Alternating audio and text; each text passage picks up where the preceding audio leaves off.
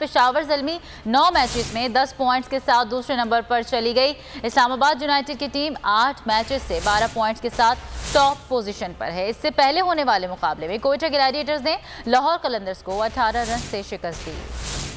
Matches के हवाले से बात करेंगे। हमारे साथ मौजूद हैं टेस्ट क्रिकेटर हसन रजा। हसन, बहुत शुक्रिया आपके वक्त का। हसन, कराची किंग्स ज़्यादा रन्स नहीं बना सकी थी, जिसकी वजह से जाहिर सी बात है डिफेंड करना भी मुश्किल हो गया था, लेकिन वहाब और अबरार की बॉलिंग के हवाले से क्या कहेंगे आप?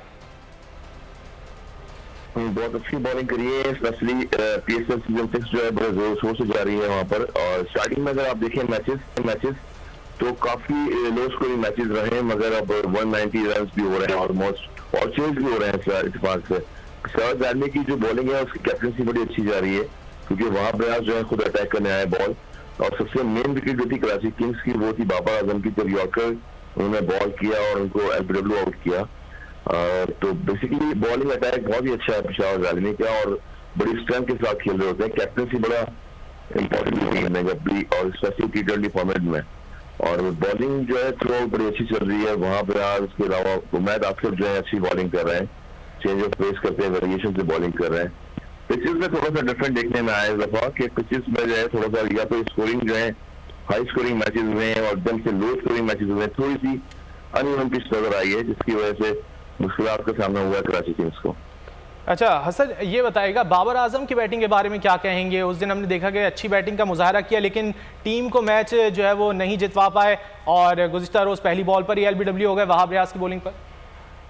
ऑब्वियसली इन स्विंग बॉल था, जब भी बैट्समैन स्टार्टिंग में आता है तो उसको कोशिश करता है बॉलर के यॉर्कर करे या फिर ऐसी लेंथ पर बॉलिंग करे जिससे वो डिफीट हुए, और वही बॉल वहाब रियाज ने किया, उनको यॉर्कर बॉल करी। क्योंकि हमेशा जब भी साइड बैट्समैन होता है उन्होंने 2 इनिंग्स में बैक टू बैक 50 रन किए, 85 रन की नहीं खेली, 70 रन किए, और उसके बाद यॉर्कर बॉल करी इनको आउट किया, क्योंकि मेन प्लेयर कराची किंग्स को है वो।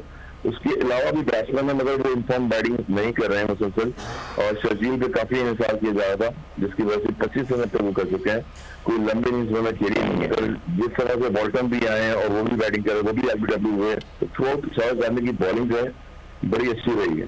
अच्छा हसन, आज मुल्तान सुल्तान्स और कोयटा ग्लैडिएटर्स का मैच है। मुल्तान सुल्तान्स को क्या एडवाइस करेंगे आप? प्ले ऑफ मैचेस भी बड़े इंटरेस्टिंग होने जाएंगे।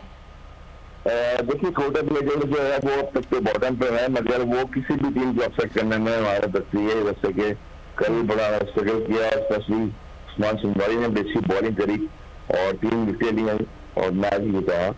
तो अब मुल्तान सुल्तान जो है वो विनिंग पोजीशन में भी है, स्पेशली रिजवान जो है थ्रू तीनों फॉर्मेट के कैप्टन भी रहे हैं पाकिस्तान के, और बैटिंग भी कर रहे हैं, ऊपर टॉप ऑर्डर पे आते हैं।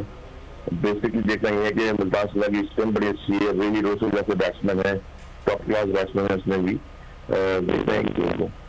हसन, अगर कोयटा के पॉइंट ऑफ व्यू से बात की जाए तो आपको क्या लगता है कोयटा को PSL 6 में कॉम्बिनेशन का मसला रहा है या वो परफॉर्मेंस देने में नाकाम रहे?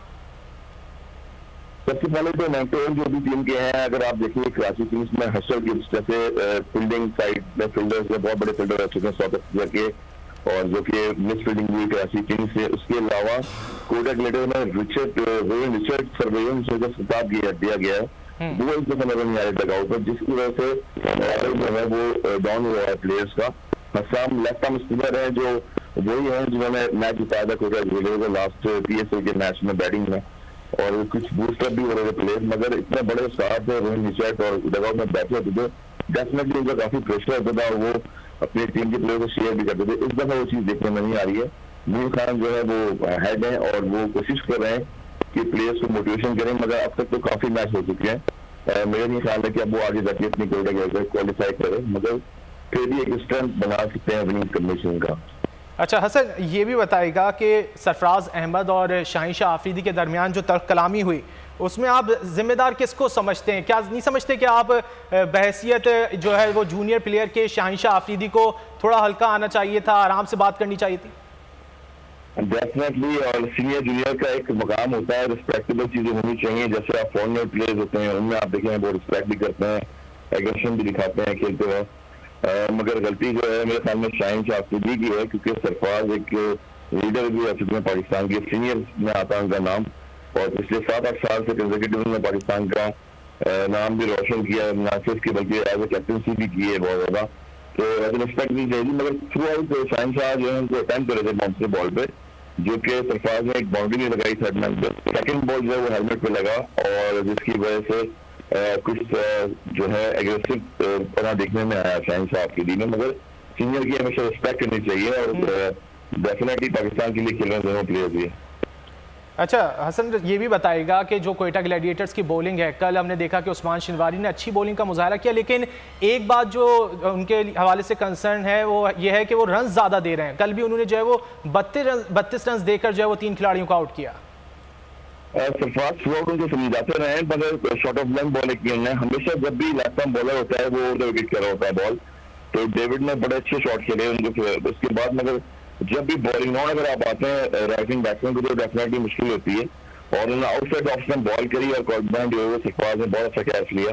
तो डिफिकल्टी जब भी होती है बॉलर्स को, बॉलिंग ऑन अगर आएंगे तो मुश्किल होती है। वो बार बार सरफराज जो है वो शाहिन शाह आफरीदी को बता भी रहे थे, उस्मान शिनवारी को काफी गाइड भी कर रहे थे कि आउटसाइड ऑफ स्टंप करे, तो जो कि उन्होंने बड़ी इंपॉर्टेंट थी डेविड की, अदरवाइज जो है वो आउट इन द मैच में इन हो रहा था। अच्छा हसन, अगर अब पॉइंट्स टेबल की बात की जाए तो कोयटा 2 मैच जीत चुकी है और 2 मैचेस ही बाकी हैं, तो क्या अगर कोयटा दोनों मैचेस जीत जाती है तो क्या चांस बन जाता है शुरू के 4 टीमों में आने का? बहुत मुश्किल है, क्योंकि स्टार्टिंग के मैचेस जो है वो कोयटा ग्लैडिएटर हारा भी था, उसके बाद पॉइंट टेबल पे जो है उनका रन रेट भी इतना ज्यादा स्ट्रॉन्ग नहीं है।